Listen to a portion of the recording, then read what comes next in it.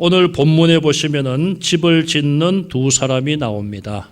한 사람은 48절에 보니까 땅을 깊이 파고 반석, 암석이 나오는데 그 위에다가 기초를 하고 집을 짓는 사람이 나옵니다. 다른 사람은 49절에 보니까 흙을 파지 않고 그냥 흙 위에다가 집을 짓는 사람이 나옵니다. 오늘 본문의 이 비유는 누가복음 같은 장이죠. 6장 12절 이하에서 12제자를 사도로 임명하시죠. 예수님께서. 그리고 나서 20절부터 45절까지 산상수훈과 겹치는 그런 내용들을 가르쳐 주시고 결론적으로 하신 말씀이 오늘 본문의 말씀이에요. 결국 이 결론은 무엇입니까? 예수님께서 제자들에게 말씀을 하시고 내 말을 듣고 행하는 자가 되라. 그러면 환난이 와도 너희 믿음이 무너지지 않는다. 그러나 내 말을 듣고 행하지 아니하면 너희 믿음이 환난이 오면 무너지고 만다. 그런 경고의 말씀이죠. 비슷한 말씀이 마태복음 7장 24절 이하에 나옵니다. 마태복음 5장, 6장, 7장에서 산상수훈을 예수님께서 말씀하시고 결론적으로 하신 말씀이 비슷한 내용이죠. 내 말을 듣고 행하는 자는 반석 위에 집을 지은 지혜로운 건축자와 같다. 반면에 내 말을 듣고 행하지 아니하는 자는 모래 위에 집을 지은 어리석은 건축자와 같다. 그런 말씀을 하셨습니다. 결국 예수님이 하신 이 비슷한 이 비유의 말씀의 결론은 예수님 말씀을 듣고 행하는 자가 되라는 예수님의 강한 권면의 말씀이에요. 현대 사회는 집이나 건물을 너무 쉽게 빠르게 짓는 것 같습니다. 어제 결혼식을 가느라고 서울을 가다가 보니까 여의도 이제 부근에 가까이 갔습니다. 봤더니 굉장히 높은 빌딩들이 보이더라고요. 63 빌딩은 이제 옛날에는 우리나라 제일 높은 건물이었지만 이제는 뭐 10번째인가 몇째로 밀려났대요. 자, 그런 건물도 이제는 100층 건물도 짓는 기술을 우리나라도 보유하고 있어요. 10년, 20년 전과 비교해 보면 우리 문산에도 많은 건물들이 들어섰습니다. 옛날 같으면은 힘도 들고 많은 시간을 들여서 건물을 지을 텐데 요즘은 기계화가 되어서 모든 것을 기계로 하니까 빠르고 힘들이지 않게 건물을 짓고 있습니다. 이스라엘은 그 당시에 예수님 당시에 여름철에만 건물을 지었다고 합니다. 겨울에는 비가 오기 때문에 건물을 짓지 않고 비가 오지 아니한 여름철에 건물을 지었다고 합니다. 그런데 여름철에 건물을 짓게 되면 한 가지 불리한 점이 있다는 것이죠. 이스라엘의 여름에는 흙에 점토 성분이 많아서 아주 딱딱해서 놋과 같다고 합니다. 그래서 이스라엘 사람들은 여름에 단단한 그 흙 위에 좋은 집을 지을 수 있다, 그렇게 생각을 했는데 그것은 잘못된 생각이죠. 자, 흙 자체가 단단해요. 곡괭이로 파보니 단단합니다. 그래서 대부분 잘못 생각하는 사람들은 이 단단한 흙이고 또 흙 밑에는 안반이 있을 테니 여기에 그냥 집을 지으면 된다, 그런 생각을 하고 흙 위에다가 기초공사도 하지 않은 채 그냥 담을 쌓고 집을 지었다는 것입니다. 겨울이 왔습니다. 겨울에 우기, 비가 내립니다. 그 해 따라 비가 많이 왔어요. 땅이 대부분 물에 잠겼습니다. 자, 이 물은 흙 속에 아무리 흙이 단단해도 그 흙 속에서 틈을 찾아서 흙 속으로 물이 들어갑니다. 결국은 집을 지어 놓았지만 그 벽 밑에 기초가 되어 있지 않기 때문에 그 기초 담 밑에 있는 흙으로 물이 들어가게 되고 기초가 흔들리게 되고 그러면 그 벽 전체가 흔들리게 됩니다. 지금은 벽돌이라고 그러죠. 똑같은 규격의 벽돌로 건물을 쫙 이렇게 쌓아가는데 옛날에는 돌을 주워다가 제대로 깎지도 않고 대충 이렇게 돌을 쌓아서 담을 쌓았기 때문에, 벽을 쌓았기 때문에 기초가 흔들리면은 그 벽마저 흔들리게 되고 그러면 돌들이 튀어나올 수밖에 없게 되는 것이죠. 결국 마지막에 가서는 그 건물이 무너지고 마는 것입니다. 실제로 이런 역사들이 현대에서도 있었습니다. 1991년 10월 4일 금요일 예루살렘 교회 탈피오드라는 지역에서 아파트가 붕괴하는 일이 있었다고 합니다. 붕괴 한 달 전만 하더라도 이미 건물의 3분의 1 정도가 붕괴되어서 많은 사람들이 대피를 했습니다. 결국은 한 달여 만에 그 아파트는 무너지고 말았습니다. 조사를 해보니 건물 지하 하수구에서 물이 샜다는 것이죠. 공식적으로 안반 위에 지은 것이 아니라 흙 위에다가 집을 지었기 때문에 그런 결과가 왔습니다. 이스라엘은 땅을 파면은 그 밑에 안반 단단한 반석이 있다고 합니다. 특별히 건축가가 계곡 주변에 집을 지으려면 흙과 돌들이 있는 그 모든 땅을 파서 3m까지, 어떨 경우는 3m까지 파야지만 그 밑에 안반이 있다는 것이죠. 그러면 그 안반 위에다가 기초를 하고 집을 지으면 큰 물이 나고 오늘 본문 말씀처럼 탕류가 밀려와도 그 집에 부딪혀도 그 집은 끄떡없이 무너지지 않고 든든히 서 있는 것입니다. 그러나 어떤 경우에는 3m를 파야 되지만 또 어떤 경우에는 3m의 1%밖에 되지 아니한 3cm만 파도 그 밑에 안반이 있는 경우도 있다는 것이죠. 요즘 같은 현대는 기계를 이용하여 흙 밑에 어느 정도의 안반이 있는지 쉽게 찾을 수 있지만 그 당시에는 반드시 사람이 땅을 파야지만 안반을 발견할 수가 있었습니다. 그러니 사람에 따라서는 조금 전에 말씀드린 것처럼 이 흙 밑에 흙도 단단하고 이 밑에 안반이 있을 텐데 괜찮다 생각하고 집을 짓는 어리석은 사람도 있는 반면에 나중을 대비하여 아예 땅을 깊이 파고 안반을 발견하고 그 위에 기초를 세우고 건축하는 지혜로운 건축자도 있는 것입니다.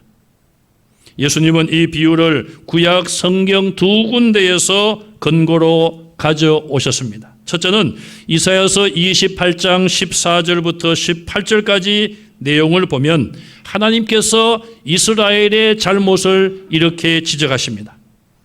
이스라엘은 사망과 언약을 맺었고 서울과 맹약을 했다. 그러면서도 넘치는 재앙이 우리에게 밀려와도 우리에게 미치지 못한다. 그렇게 말을 했습니다. 그러면서 하나님은 너희는 거짓을 피난처로 삼고 허위 아래에 숨었다. 그렇게 말씀하고 있어요. 자, 그러면은 지금 이 말씀의 의미가 뭐겠습니까? 이스라엘이 사망과 수월과 약속을 했다.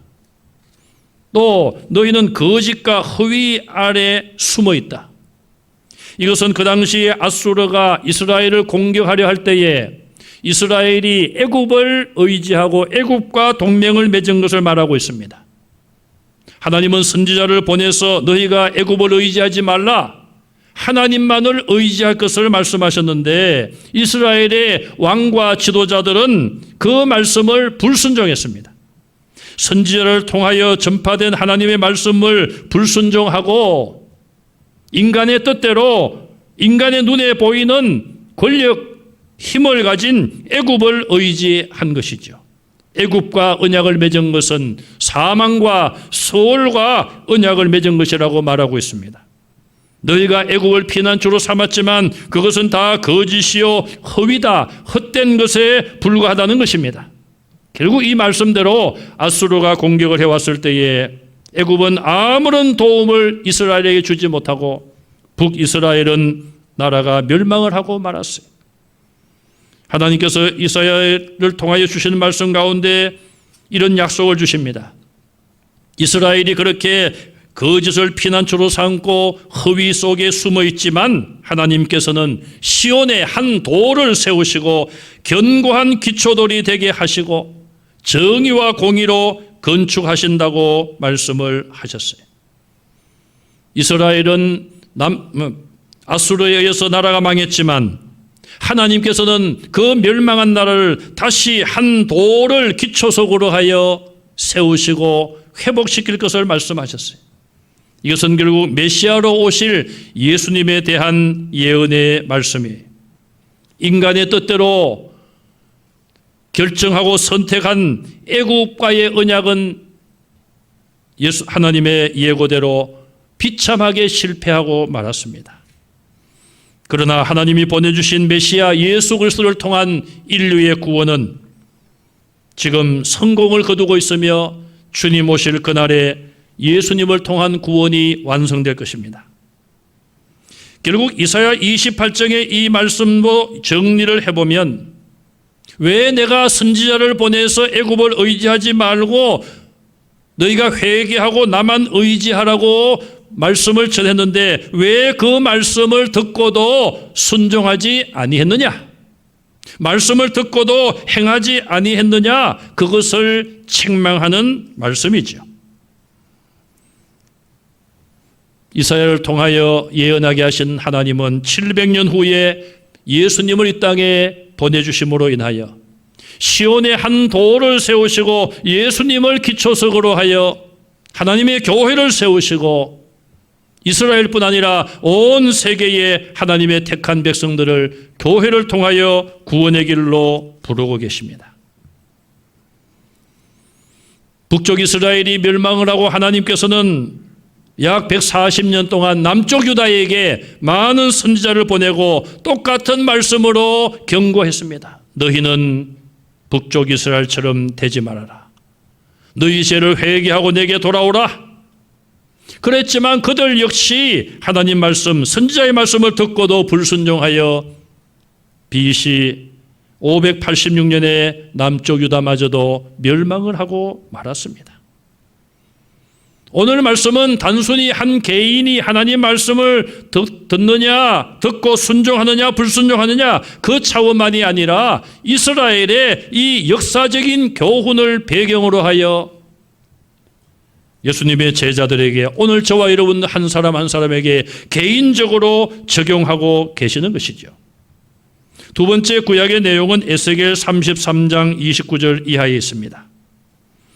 거기 보면 이스라엘이 행한 가증한 일로 땅이 황무지가 되면 그때 내가 여호와인 줄 너희가 알리라 그랬어요. 하나님이 주신 말씀을 이스라엘이 순종하지 아니하고 행하지 아니하므로 가증한 일을 행함으로 그들의 땅이 황무지가 되고 나라가 망할 때에 그때서야 너희가 내가 여호와인 줄을 알게 되리라는 말씀이에요. 그럼 이스라엘이 행한 가증한 일은 무엇입니까? 하나님께서는 계속 에스겔 33장 29절 이하에 말씀하시기를 이스라엘 민족이 너 에스겔 앞에 모여들 것이다. 모이면서 하는 말이 여호와가 무슨 말씀을 우리에게 하실는지 우리가 들으러 가자. 자, 얼마나 참 믿음이 있는 것 같습니까? 하나님 말씀을 듣기 위하여 에스겔 선지자에게 가자. 그들이 모였습니다. 그런데 하나님께서 이렇게 지적합니다. 입으로는 사랑을 말하나 마음으로는 자기 이익을 쫓아간다. 입으로는 사랑 그렇게 말하지만 정말 행동으로는 사랑을 실천하지 않는다는 거예요. 여러분 사랑하기 위해서 어떻게 해야 됩니까? 사랑의 방법도 여러 가지가 있을 것입니다. 기도하는 것도 누구를 위해서 기도하는 것도 사랑의 표현이고 여러 가지 말 한마디를 아름답게 하는 것도 사랑의 표현일 것입니다. 그러나 사랑은 사실 우리의 귀한 것이 그 안에 담겨 있어야 되는 거예요. 또 때로는 우리의 물질이, 우리의 시간이, 우리의 정성이 그 안에 있을 때에 그것이 전달될 때에 사랑이 실천되는 것이죠. 입으로만 하는 사랑은 아무런 효과도 없는 것입니다. 하나님 보실 때 이스라엘은 말로만, 입으로만 사랑을 말했고 마음으로는 자기 이익, 그것만 쫓아가는 사람들이었습니다. 그러니 남을 도와주지 않았다는 것이죠. 그러면서 이스라엘 백성들을 향하여 이렇게 하나님께서 지적하십니다. 너희는 선지자 앞에 모였지만 선지자가 고운 음성으로 너희에게 노래를 불러주기를 원한다. 선지자가 악기를 연주하여 너희에게 듣기 좋은 연주를 해주기를 원한다. 이게 무슨 이야기입니까? 그들은 선지자 앞에 와서 자기들의 귀에 듣기 좋은 소리만 기대했다는 거예요. 요즘 코로나 때문에 많은 국민들이 어려움을 겪는데, 제가 한 2주 전에 저희 이제 처가에 들렀었는데 우리 장모님이 그런 말씀을 하시더라고요. 아유, 내가 임영웅이 때문에 큰 위로를 받았다고. 우리 장모님이 그래도 권사님이에요. 81세신데 81세 되셨는데 98세 된 시어머님을 집에서 누워게만 계시는 시어머님을 수개월 동안 모셨어요. 그래서 참 얼마나 힘들었겠습니까? 그래서 저는 뜻밖이었어요. 임영웅이 때문에 위로를 받았다고. 또 한편으로는 아유, 뭐 자식들이 있어도 큰 위로가 못했는가. 뭐 하여튼 웃으면서 그런 말씀을 나눴습니다마는, 자, 우리 사람들은 이런 어려울 때에 누가 좀 내 마음을 좀 이렇게 좀 쓰다듬어 주는 그런 노래, 우리 성도들은 찬송이죠. 물론 찬송. 또 마음이 힘들고 괴로울 때에 찬송을 부르고 또 찬양하는 걸 들으면은 우리 마음에 평강이 있고 참 위로가 있고 그런 거 아니겠어요? 저희 어머님이 돌아가시기 며칠 전에 우리 권사님들이 와서 보시고 막 울고 그러니까 내가 죽더라도 슬퍼하지 마라 그러시더니만 나의 갈 길 다가도록 그걸 앞에 그냥 선창을 하시는 거예요.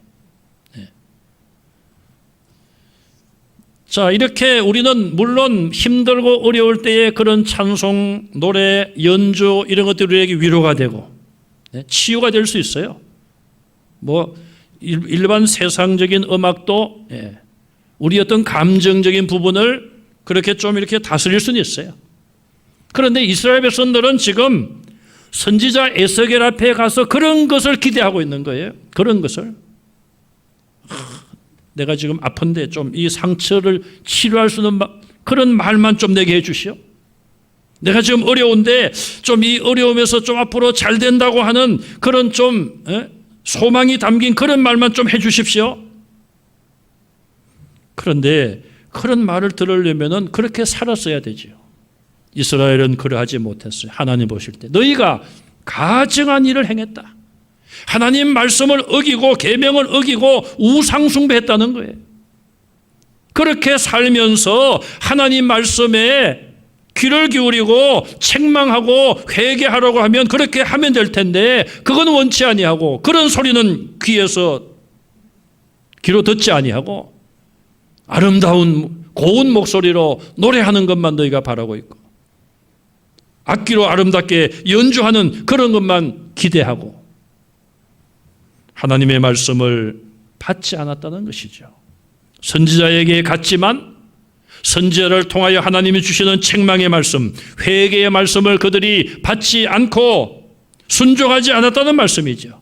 말씀을 듣기만 했지 순종하지 않았다는 말씀이에요. 많은 신학자들과 성경 지도자들이 그런 말씀을 합니다. 현대 교회 성도들은 회개하라는 설교를 싫어한다. 회개하라는 설교를 싫어한다. 그냥 복 받으십시오. 축복의 설교만을 듣기를 원한다. 여러분, 우리가 진정으로 하나님 말씀을 듣고 때로는 우리의 죄를 진정으로 회개하기만 하면 하나님은 우리에게 필요한 은혜와 복을 주실 줄로 믿습니다. 여러분, 선지자가 축복만 한다고 복을 받습니까? 선지자는 하나님의 말씀을 받아가지고 전달하는 하나의 도구에 불과합니다. 수돗물을 수원지에서 만들어서 여러분 가정에 오기까지에는 관을 통하여 물이 옵니다. 수원지에서 물을 주지 아니하면 관은 아무런 소용이 없는 것이고, 또 수원지에서 물을 주고 관을 통하여 물이 오더라도 여러분이 수도꼭지를 열지 아니하면 물을 사용할 수가 없는 것이죠. 제가 얼마 전에 자동차가 이렇게 눌러도 열리지 않더라고요. 옛날 같으면은 키를 가지고 열었는데 요즘 차들은 다 그냥 단추만 누르면 열리지 않습니까? 단추를 누르고 뭐 해도 문이 열리지 않아요. 배터리가 다 나간 것이죠. 그래서 긴급 AS를 불렀습니다.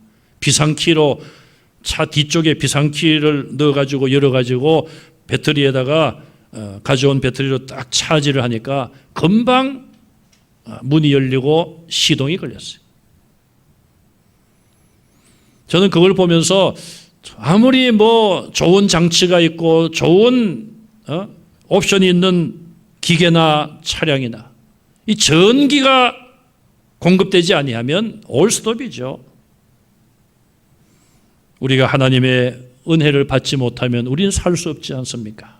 성도는 하나님의 은혜가 없이는 올스톱이, 또 하나님이 은혜를 주신다 하더라도 선지자는 하나의 통로에 불과한 거예요. 내가 그 말씀을 받고 듣고 믿고 그 말씀대로 행동에 옮겨 행할 때에 하나님께서 하신 모든 약속이 우리에게 임할 줄로 믿습니다. 이스라엘 나라의 지도자들이 하나님의 말씀에 불순종했습니다. 왕이 불순종했습니다. 지도자들이 불순종하니 국민 모두가 다 불순종하고 우상 숭배에 빠지고 말았습니다. 개인이나 지도자들이나 하나님의 말씀을 듣고 알고 있으면서도 행하지 아니하면 결국 멸망의 길로 갈 수밖에 없습니다. 이스라엘 백성들은 태어나면서부터 아이가 어려서부터 하나님 말씀 율법을 가르칩니다. 그러면은 그 아이는 얼마 되지 아니하 율법을 외울 정도로 하나님 말씀이 머릿속에 박혀 있습니다. 그러나 아무리 하나님 말씀을 외운다 할지라도 그 말씀을 실천에 옮기지 아니하면 아무런 의미가 없는 것입니다. 이스라엘 백성들은 하나님이 주신 율법을 일찍부터 받았습니다. 그 말은 일찍부터 그 말씀을 실천했다면 하나님께서 이스라엘을 크게 사용하셨을 것입니다. 복의 근원으로 사용하셨을 것입니다. 그러나 이스라엘은 그 일에 실패하고 말았습니다. 말씀을 듣고도 행하지 아니했습니다. 하나님께서 시온에 한 돌을 세우시고 예수님을 메시아로 보내시고 예수님을 기초로 하여 이 땅에 교회를 세우시고 세계 만민들에게 복음을 전파하게 하셨습니다. 하나님께서 성경을 우리에게 왜 주셨을까요? 복되고 생명의 말씀인 성경을 읽고 듣고 말씀대로 살게 하려고 우리에게 주신 거예요. 그러면 우리는 이 하나님 말씀을 깊이 파야 하는 것입니다. 얕은 흙 위에 믿음의 집을 짓지 마시고 말씀을 파고 그 위에 반석이 나오면 그 반석 위에 예수님을 기초로 믿음의 집을 세워가시기를 간절히 바랍니다. 그러면 반석은 무엇일까요? 우리의 기초는 무엇이 되어야 될까요? 첫째는 예수님의 인격입니다. 온유하고 겸손한 예수님의 마음을 우리가 닮아야 되고 예수님이 행동하신 그 모든 모델을 우리가 닮아야 됩니다. 사랑의 모델, 용서의 모델, 기도의 모델, 전도의 모델, 오직 하나님의 뜻을 위하여 십자가까지 지셨던 주님의 그 모델을 닮아야 합니다. 예수님의 이런 아름다운 인격을 닮아가는 성도들 되시기를 바랍니다. 두 번째 기초는 예수님의 말씀이, 우리는 지난 10개월 정도 코로나19 바이러스라는 큰 폭풍을 만났습니다. 이런 환경 속에서 우리는 주님의 음성을 들어야 되며 하나님의 뜻을 발견해야만 합니다. 그동안 우리는 이 폭풍을 만나서 나의 믿음의 집은 과연 든든히 서 있습니까? 내 신앙의 기초는 든든한지 우리 자신들을 진단해 보십시다. 앞으로 주님 만날 그날까지, 주님 오실 그날까지 우리 앞에 어떤 어려움이 다가올지 아무도 알 수 없습니다. 온 세계인들이 이번 일을 통하여 미래에 대한 소망보다는 두려움이 더 클 것입니다. 그러나 오늘 또 순간순간마다 하나님이 내게 깨우쳐 주시고 깨닫게 하시고 결단하게 하시는 그 말씀을 붙잡고 하나씩 실천에 옮김으로 인하여 기초를 든든히 세우고 환난이 와도 무너지지 않는 믿음의 집을 세워가시기를 간절히 바랍니다. 48절 하반절에 큰 물이 나고 탕류가 그 집에 부딪히되 잘 지었기 때문에 하나님의 말씀을 잘 순종하고 말씀대로 행했기 때문에 능히 요동하지 못하리라. 46절에 너희는 나를 불러 주여 주여 하면서도 어찌하여 내가 말하는 것을 행하지 아니하느냐. 예수님을 향하여 주여 주여, 예수님 당신은 나의 주인이십니다. 나를 구원하신 구주이십니다. 그렇게 고백하고 그렇게 주님을 부르면서도 그렇다면 예수님이 주인이시면 나는 종이 아닙니까? 종은 주인의 말씀대로 그대로 행하는 것이 종의 도리가 아니겠습니까? 예수님이 십자가에 나를 대속하셨다면, 내가 그것 때문에 구원받아 천국 백성이 되었다면 우리는 주님 부르실 그날까지 내 생명 다하여 주님을 사랑하고 주의 말씀을 실천하는 것이 마땅하지 않겠습니까? 하나님의 말씀을 많이 읽고 많이 배우고 많이 듣는 것도 중요하지만 그보다 더 중요한 것은 하나님 말씀을 읽고 듣고 깨닫고 결단한 대로 우리의 생활 중에 실천하는 것입니다. 실천하는 그리스도인, 행동하는 그리스도인들이 다 되시기를 주님의 이름으로 축원합니다.